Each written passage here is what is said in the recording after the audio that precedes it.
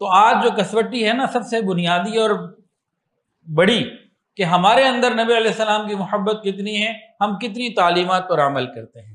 دیکھیں جی، ربیع الاول کا مہینہ آتا ہے تو مختلف قسم کے لوگ اعمال کرتے ہیں اور مختلف قسم کی باتیں ہیں۔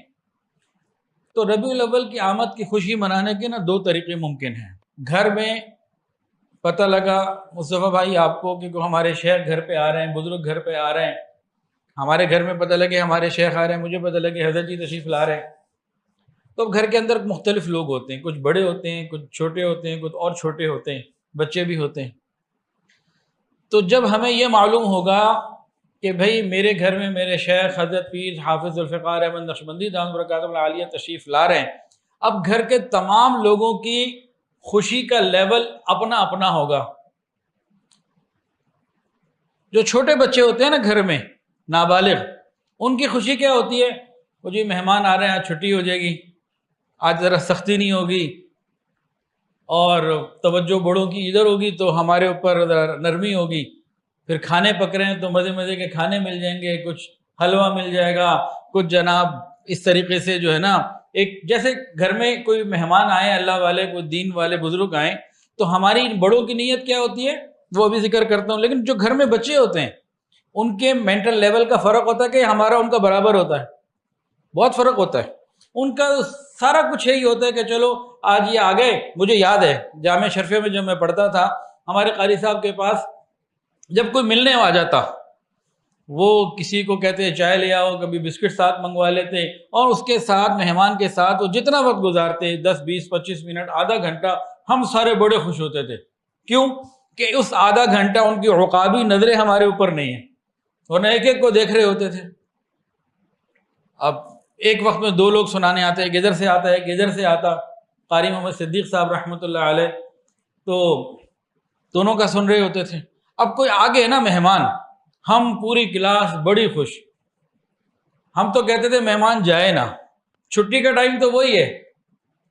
اب اتنے ہم سمجھتے تھے کہ بھئی ہمارے اوپر نرمی ہو گئی اور یہ ادھر متوجہ ہیں، بس ہماری وہ خوشی اور ہماری موج، اس زمانے میں یہی ہمارا تھا۔ بچوں کا ایسے ہی ہوتا ہے، نابالغ جو ہوتے ہیں جن کی عقل ابھی بلوغت تک نہیں پہنچی ہوتی، لیکن جب بڑے ہوتے ہیں انہیں پتہ ہوتا ہے کہ بھئی یہ بزرگ آ رہے ہیں، ہم نے ان کی بے ادبی نہیں کرنی، ان کے مزاج کے خلاف نہیں جانا، اور ہمیں یہ دیکھنا ہے یہ وہ جو تعلیمات ہمیں دیکھ کے جا رہے ہیں، یہ نصیحتیں کر کے جا رہے ہیں، ہمیں سمجھا کے جا رہے ہیں اور کہہ کے جا رہے ہیں کہ دیکھو تم نے یہ کام کرنے ہیں۔ اور یہ بھی ہمیں معلوم ہے کہ قیامت کے دن ہمیں اپنے شیخ سے ملاقات بھی ہونی ہے، یا 2 4 10 سال بعد ملاقات ہونی ہے، آج آگے اب 10 سال بعد دوبارہ ملاقات ہوگی۔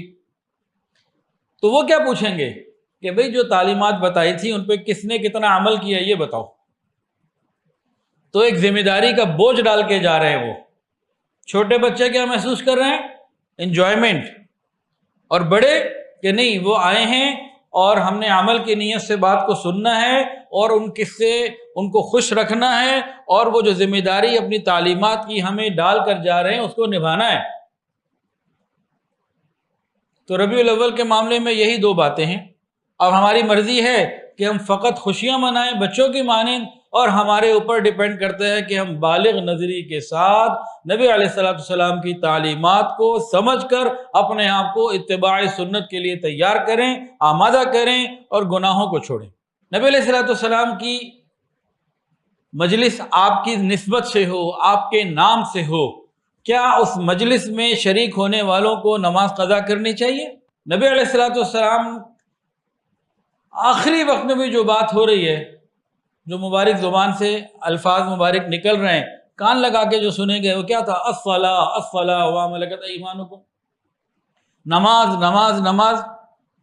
اب یہ کتنے عجیب بات ہے کہ نبی کریم صلی اللہ علیہ وآلہ وسلم کی مبارک نسبت سے کوئی بیان ہو، مجلس ہو، محفل ہو، اور شریک ہونے والے نماز قضا کر دیں۔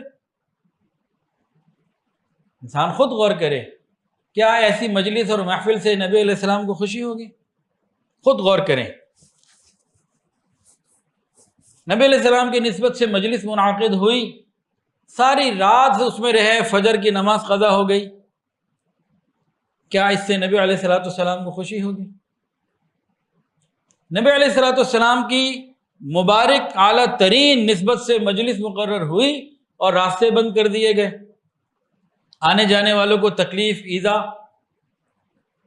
کیا آقا کو اس سے خوشی ہوگی؟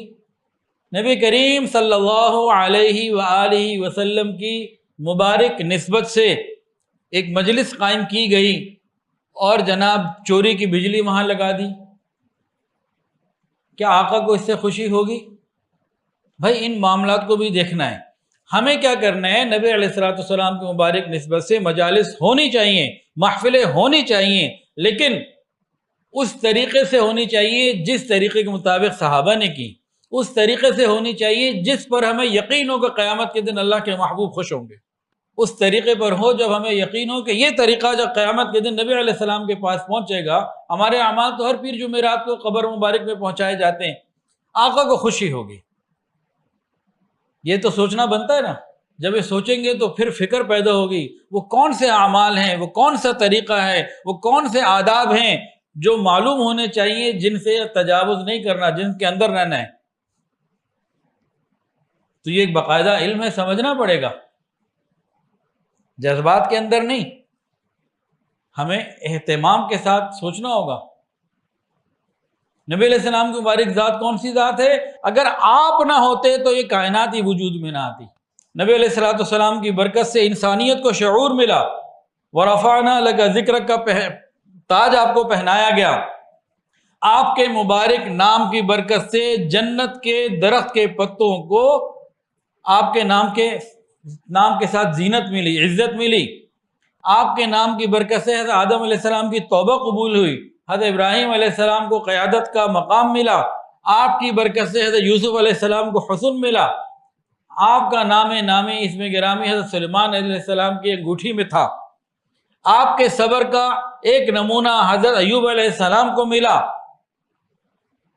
آپ کی عفت اور پاک دامنی کا ایک قطرہ حضرت یحییٰ علیہ السلام کو ملا، آپ کی حکمت میں سے کچھ حکمت حضرت لقمان علیہ السلام کو عطا ہوئی،